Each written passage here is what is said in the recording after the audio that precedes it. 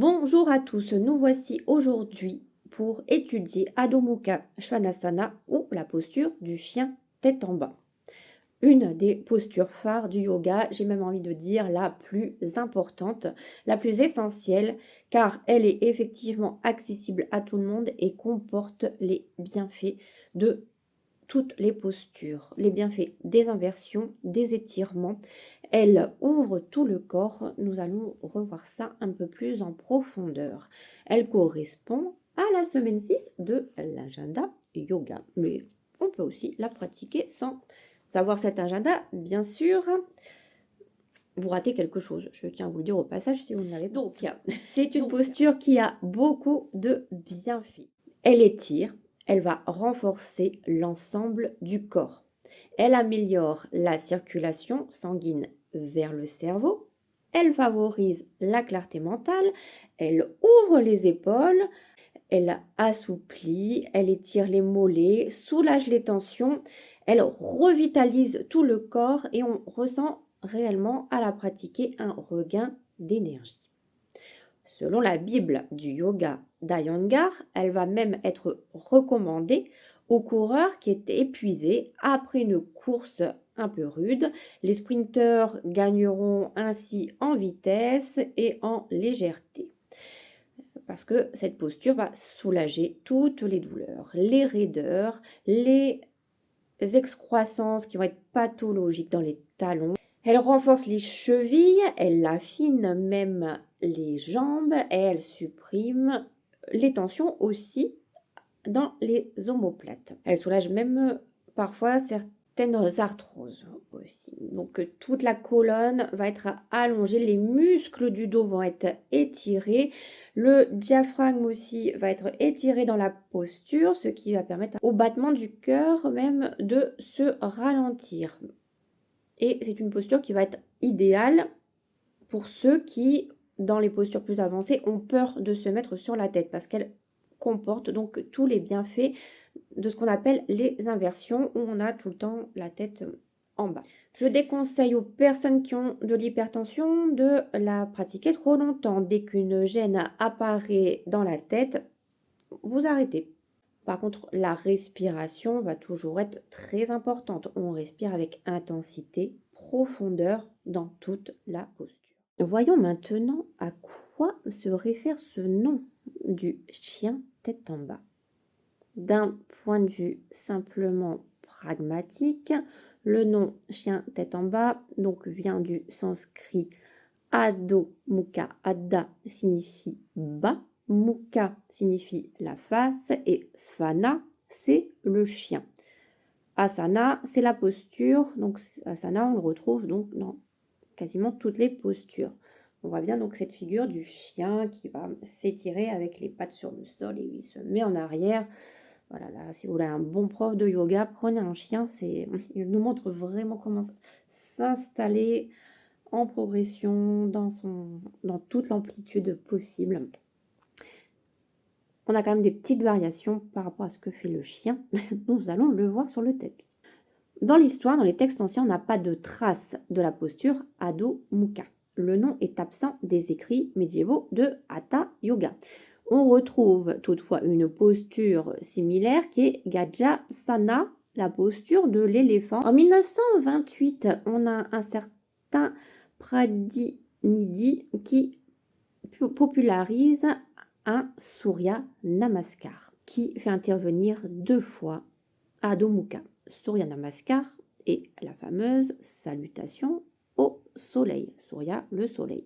Elle est intégrée par Swami Kuvalayananda au début de la décennie et les disciples dont Krishnamacharya vont se l'attribuer. Donc Krishnamacharya sera le professeur d'Iyengar et de Pattabhi Jois qui sont les fondateurs du yoga Iyengar et du yoga Ashtanga Vinyasa. On peut aussi toutefois se poser d'autres questions d'un ordre un peu plus cosmique. Si on ne rencontre pas en tant que tel la posture du chien, on rencontre le chien dans la mythologie védique. Il est souvent lié à des divinités, à des gardiens célestes. Et on peut aussi voir un lien avec les constellations comme Sirius. La constellation du Grand Chien, Canis Major, abrite l'étoile la plus brillante de notre ciel nocturne, qui est Sirius. Et dans l'Inde ancienne, Sirius était parfois associé à Svana, le chien de chasse de Rudra, qui est une forme ancienne de Shiva. On retrouve aussi dans le chien la symbolique du triangle, parce que effectivement, quand on regarde de profil, on fait vraiment un triangle dans la posture. En astronomie, Sirius fait partie du triangle d'hiver, un astérisme formé par 3 étoiles très brillantes. La posture du chien tête en bas est aussi l'une des positions clés, comme on l'a dit, de Surya Namaskar, la salutation au soleil. Donc nous sommes en lien aussi avec cette histoire du cycle solaire. Les postures, les asanas visent à aligner le corps humain avec les rythmes de l'univers. En pratiquant la posture, on imite la forme d'une montagne ou d'un sommet qui pointe vers le ciel. Symboliquement, on va aussi créer un pont entre terre et étoile. Il est aussi dit dans la mythologie hindoue que le dieu Yama, qui est le dieu de la mort, possède 2 chiens de garde qui ont 4 yeux. Ils surveillent le chemin qui mène au ciel. Et certains chercheurs ont suggéré que ces 2 chiens représentent les constellations du grand chien et du petit chien. Pratiquer la posture du chien peut aussi signifier une manière d'honorer les gardiens qui font le lien entre notre plan physique et le plan céleste. Donc en réalité, on n'a aucune source qui va nous dire que la posture représente ou est en lien avec Sirius.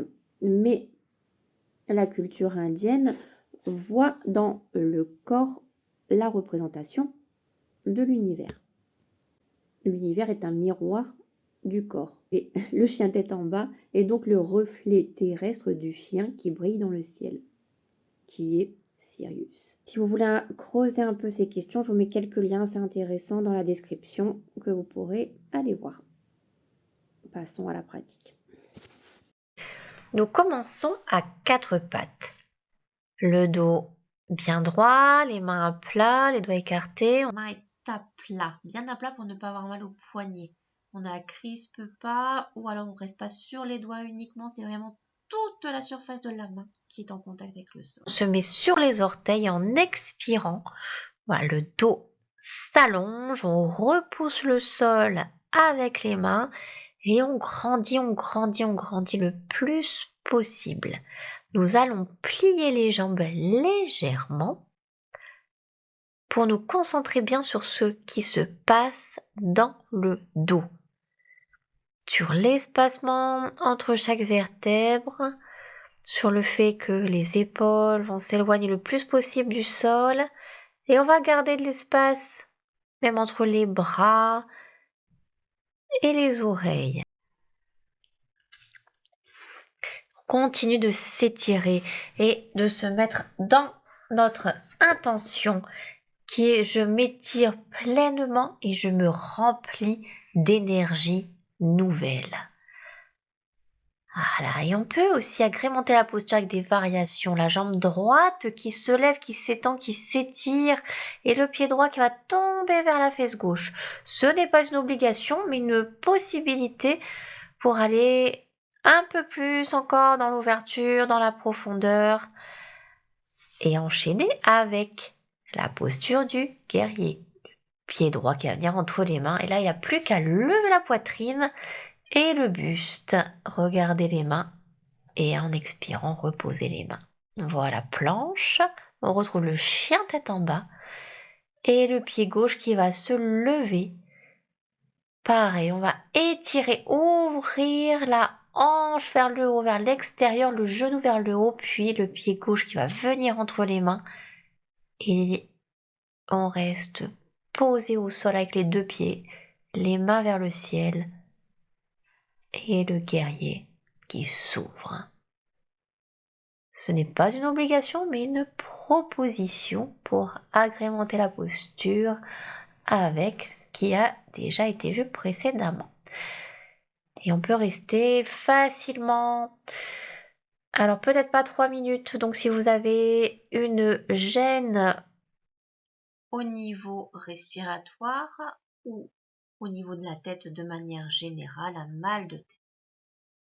Voilà, et on va revenir ensuite au bord du tapis, doucement, en marchant ou en sautant.